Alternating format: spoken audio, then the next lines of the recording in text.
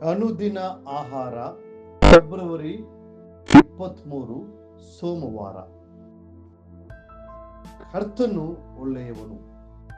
ಕೀರ್ತನೆ 34 8ನೇ ವಚನ. ಯೆಹೋವನು ಸರ್ವೋತ್ತಮನೆಂದು ಅನುಭವದಿಂದ ತಿಳಿದುಕೊಳ್ಳಿರಿ. ಆತನನ್ನು ಆಶ್ರಯಿಸಿಕೊಂಡವರು ಎಷ್ಟೋ ಧನ್ಯರು. ಪ್ರೀತಿಯಿಂದ ನಮ್ಮ ಪ್ರಿಯ ಕರ್ತನನ್ನು ದೃಷ್ಟಿಸಿ ನೋಡಿರಿ. ಹೃದಯ ಅಂತರಾಳದಿಂದ ಹಾಗೂ ಪ್ರೀತಿಯಿಂದ ಆತನನ್ನು ಸ್ತುತಿಸುತ್ತಾ ಹೀಗೆ ಹೇಳಿರಿ, ದೇವರೇ ನೀನು ಒಳ್ಳೆಯವನು, ನೀನು ಒಳ್ಳೆಯವನು. ಹಾಗೂ ಆ ಒಳ್ಳೆಯ ದೇವರನ್ನ, ಸರ್ವಶಕ್ತನನ್ನು, ಒದಗಿಸುವವನನ್ನು ಸ್ತುತಿಸಿ ಕೊಂಡಾಡಿರಿ. ಕಾರಣ ಆತನು ಒಳ್ಳೆಯವನು. ಆತನ ಒಳ್ಳೆತನವನ್ನು ನಮ್ಮ ಮೇಲೆ ಅಪರಿಮಿತವಾಗಿ ಸುರಿಸುವನು. ನಾವು ದೇವರು ಒಳ್ಳೆಯವರು ಎಂದು ಬರೀ ಮಾತಿನಿಂದ ಮಾತ್ರ ಹೇಳಿದರೆ ಸಾಲದು. ನಮ್ಮ ಜೀವನದ ಎಲ್ಲ ಅನುಭವಗಳಲ್ಲಿ ನಮ್ಮ ದೇವರು ಒಳ್ಳೆಯವರೆಂದು ರುಚಿಸಿ ತಿಳಿದುಕೊಳ್ಳಬೇಕು. ಸಾಧಾರಣವಾದ ಊಟವನ್ನು ರುಚಿಯಾಗಿ ಸಿದ್ಧಪಡಿಸಿದ ಒಬ್ಬ ವ್ಯಕ್ತಿಯನ್ನು ನಾವು ರುಚಿ ನೋಡಿದ ಮೇಲೆ ಪ್ರಶಂಸಿಸುವುದಾದರೆ, ಇನ್ನು ಎಷ್ಟು ಹೆಚ್ಚಾಗಿ ದೇವರ ಒಳ್ಳೆಯತನವನ್ನು ರುಚಿಸಿ ಅದರ ಅನುಭವವನ್ನು ನಾವು ಪಡೆದುಕೊಳ್ಳಬೇಕಲ್ಲವೇ? ದಾವೀದನು ಯೌವನಸ್ಥನಾಗಿದ್ದಾಗ ಅವನು ದೇವರು ಸರ್ವೋತ್ತಮನೆಂದು ರುಚಿಸಿ ತಿಳಿದುಕೊಂಡನು. ಆತನು ಕುರುಬನಾಗಿರುವಾಗ ದೇವರನ್ನು ಅನುಭವದಿಂದ ತಿಳಿದುಕೊಂಡಿದ್ದನು. ಆತನು ಗೊಲ್ಯಾತನನ್ನು ಸೋಲಿಸಿದಾಗ ದೇವರು ಒಳ್ಳೆಯವನು ಎಂಬುದಾಗಿ ತಿಳಿದುಕೊಂಡನು. ದೇವರು ತಾಯಿಯ ಹಾಗೆ ಸಂತೈಸಿದ ಎಲ್ಲಾ ಸಮಯಗಳಲ್ಲಿ ದೇವರ ಒಳ್ಳೆತನವನ್ನು ದಾವೀದನು ಕಂಡನು.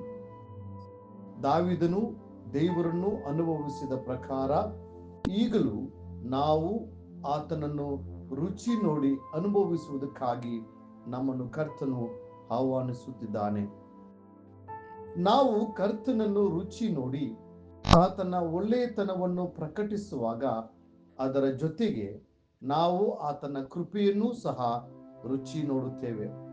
ದೇವರ ವಾಕ್ಯದಲ್ಲಿ ಹೀಗೆ ಓದುತ್ತೇವೆ, ಓ ಕರ್ತನೆ, ನೀನು ಒಳ್ಳೆಯವನು, ಕ್ಷಮಿಸುವವನು, ನಿನಗೆ ಮೊರೆ ಇಡುವವರೆಲ್ಲರಲ್ಲಿ ಕೃಪಾಪೂರ್ಣನು ಆಗಿದ್ದೀಯಲ್ಲ.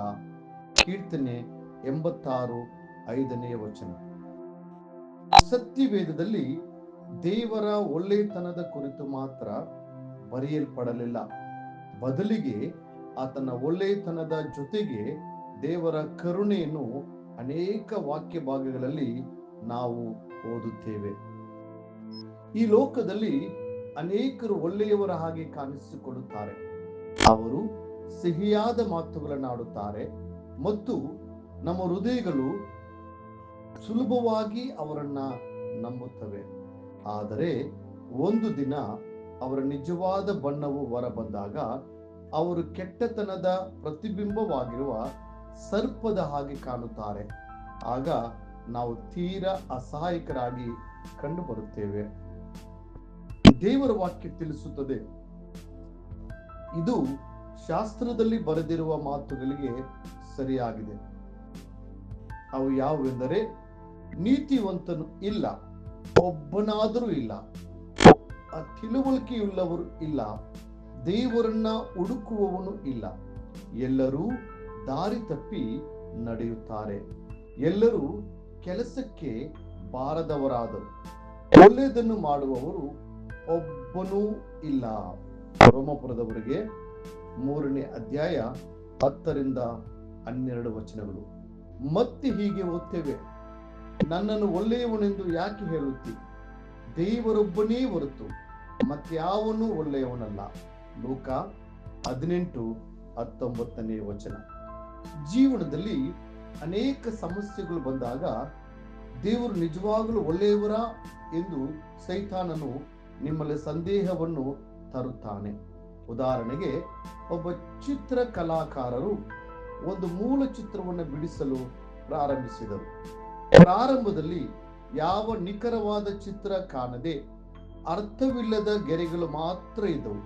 ಇದನ್ನು ಅರ್ಧದಲ್ಲಿ ಗಮನಿಸಿದ ಒಬ್ಬ ವ್ಯಕ್ತಿಯು ಈ ಚಿತ್ರವು ಸರಿ ಇಲ್ಲ ಎಂಬ ನಿರ್ಧಾರಕ್ಕೆ ಬರಬಹುದು.